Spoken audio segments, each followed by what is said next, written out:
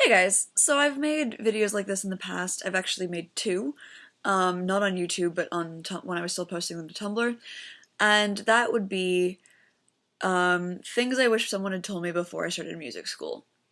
And this one is going to be kind of a mixture of grad school and undergrad and just music school in general, personal stuff, music stuff, um, just so that you guys go in with your eyes open.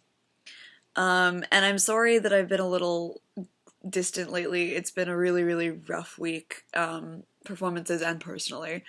And so I'm now done with that. um, but yeah, thanks for bearing with me a little bit there. Anyway, on to the actual content of this video. The first thing is that, like, it's not all fun and games. You might think going into music school that it's just going to be like playing all the time, it's going to be awesome because you're just going to get to do what you love every day and everything like that. And that's very true, but it's also turning everything that used to be your stress relief into your stressor. So that means there's going to be times where you have 40,000 performances and a paper and all these things due, and all you want to do is curl up into a corner and sleep. And that's fine. You're gonna have that feeling. All of us do. You kind of have to find a way to push through it. Curling up into a corner and sleeping is fine. I've done that quite a bit of that lately. But you still have to go to class, you still have to practice, you still have to be able to go to your lessons and everything like that. The second thing is you are going to have bad lessons. There are going to be times where you feel like your teacher doesn't think you're any good and that you like question everything that you're doing and you have no idea whether you're actually going to be able to make it.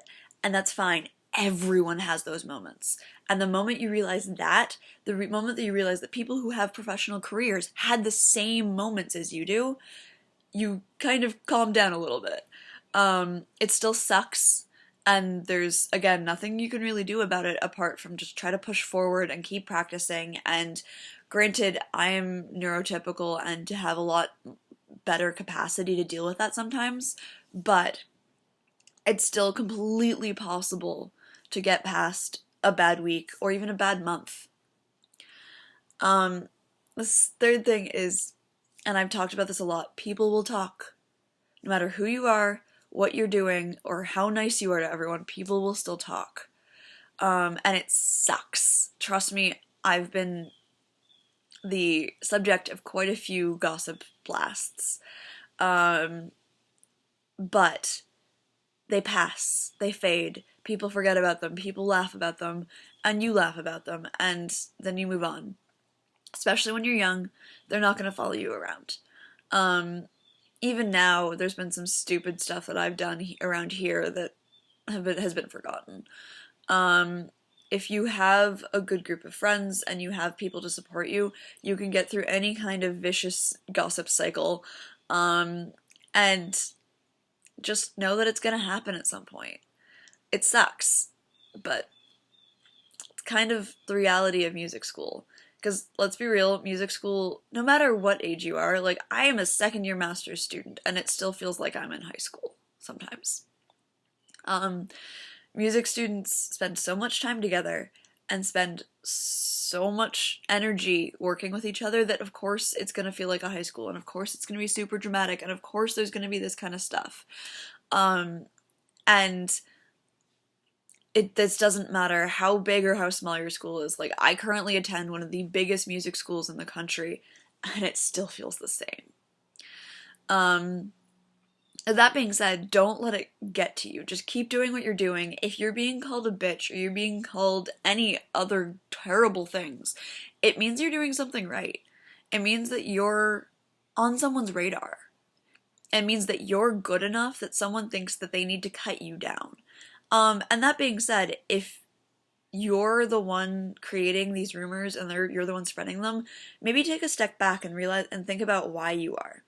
Because if you're just doing it because you're threatened by the person, kinda should reevaluate the way you're interacting with the person.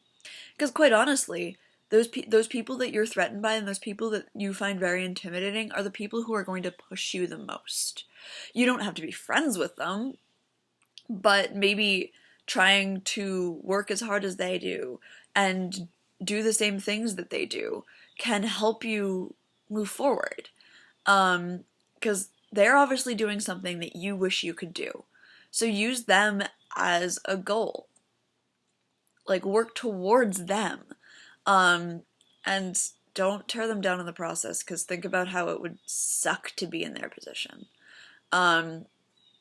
I can't say I'm not guilty of doing the same thing, but I try nowadays to think about what I say before I speak, and think about the repercussions that it will have, mainly because I've been on the other side of the fence. Yeah. Next thing is, these are the people that can help you in your career along the lines, whether they be your professors or your peers. So, making good connections, meeting as many people as you can, showing everyone what you have is really, really important. Because these are people who are going to be like, oh, I need a clarinetist in Austin. Oh yeah, that person I went to school with is there. Oh, we should ask them. Or like, we need a new musician to play some premiere. Oh, who's in the city? Oh, this person. I worked with them a ton in undergrad. They're awesome. They'll be able to they'll pull it out really quickly. So these are people who can get you jobs. And just because they're your age or even younger doesn't mean that they don't have the ability to get you a position later in life. So don't write off anyone. And that goes along with the gossip stuff too. Like, these people are your lifelines and will be your lifelines. So why do you want to burn bridges that you need? Yeah. Next thing, take every performance opportunity you can. It might seem kind of stupid to play in a church for no money, for no reason, but it's still a chance to play your instrument and test out some stuff. See what works, see what doesn't, see what happens when you get nervous. See what happens when you don't have people you know around. See what happens when you do have people you know around. If someone asks you to play in masterclass, do it. Like, take every opportunity you can, whether it's be paid or not. Because you're in music school, you're here to learn. And the best way to learn is through experience. And turning down performances, obviously if you're too busy, that's another thing. But if you have the time, play as much as you can. One, because it will make more connections for you. And two, because it gives you an opportunity to test your craft. And like, you're in music school to play music. Not necessarily, but like, probably. And so you should be playing. And especially when you're in a small town like where I am right now, the only opportunities you have are through the school, really. So why not take as many as you can? Yeah. So that's kind of my overview. I'm sure there's like 40,000 other things I could say, and I probably will at some point. But yeah, music school is really, really hard, but super, super rewarding if it's what you want to do. I couldn't imagine studying anything else, but I also couldn't have gotten through it without a lot of persistence and a lot of just being super headstrong. And so I just want you guys to go into it knowing that it's not as easy as it looks. It's not all fun and games, and you have to work so hard. And there's nothing wrong with that.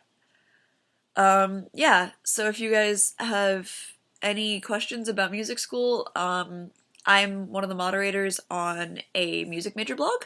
I will link that. And I also answer questions on my own blog, as we all know. And yeah, if you have any video ideas, please let me know, and I will see you next week, probably on schedule for once.